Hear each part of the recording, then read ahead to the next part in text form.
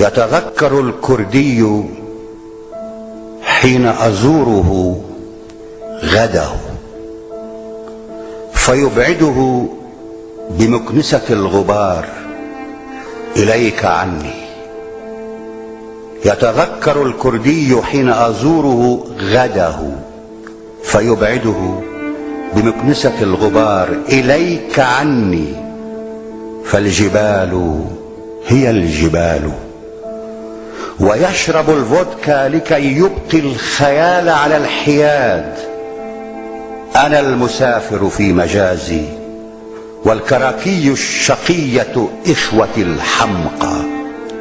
وينفض عن هويته الظلال. هويتي لغتي، أنا وأنا، أنا لغتي، أنا المنفي في لغتي، وقلبي جمرة الكردي فوق جباله الزرقاء. نيقوسيا هوامش في قصيدته ككل مدينة أخرى. على دراجة حمل الجهات وقال: أسكن أينما وقعت بي الجهة الأخيرة. هكذا اختار الفراغ ونام. لم يحلم بشيء منذ حل الجن في كلماته. فالحالمون يقدسون الأمس أو يرشون بواب الغد الذهبي. لا غد لي ولا أمس، الهنيهة ساحة البيضاء. منزله نظيف مثل عين الديك، منسي كخيمة سيد القوم الذين تبعثروا كالريش. سجاد من الصوف المجعد، معجم متآكل، كتب مجلدة على عجل، مخدات مطرزة بإبرة خادم المقهى، سكاكين مجلخة لذبح الطير والخنزير، فيديو للإباحيات، باقات من الشوك المعادل للبلاغة، شرفة مفتوحة للاستعارة. ها هنا يتبادل الأتراك والإغريق أدوار الشتائم. تلك تسليتي وتسلية الجنود الساهرين على حدود فكاهة سوداء. ليس مسافرا هذا المسافر كيفما اتفق. الشمال هو الجنوب، الشرق غرب في السراب، ولا حقائب للرياح ولا وظيفة للغبار. كأنه يخفي الحنين إلى سواه فلا يغني. لا يغني حين يدخل ظله شجر الأكاسيا أو يبلل شعره مطر خفيف، بل يناجي الذئب يسأله النزال: تعال يا ابن الكلب نقرع طبل هذا الليل حتى نوقظ الموتى، فإن الكرد يقتربون من نار الحقيقة ثم يحترقون مثل فراشة الشعراء.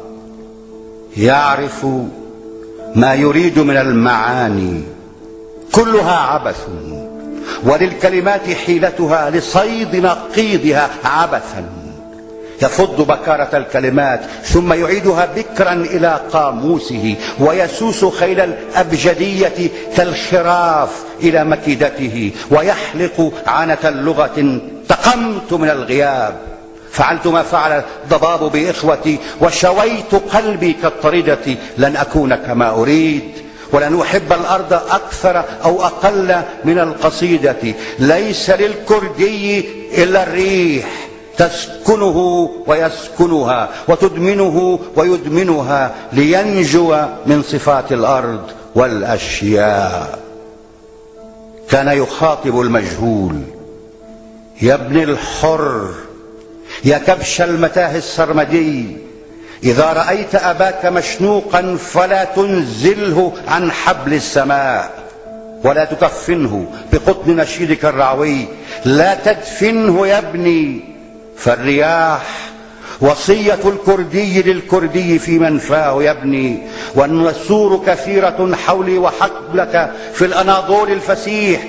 جنازتي سرية رمزية، فخذ الهباء إلى مصائره، وجر سماءك الأولى إلى قاموسك السحري. واحذر لدغة الأمل الجريح، فإنه وحش خرافي. وأنت الآن حر يا ابن نفسك، أنت حر من أبيك ولعنة الأسماء. باللغة انتصرت على الهوية، قلت للكردي.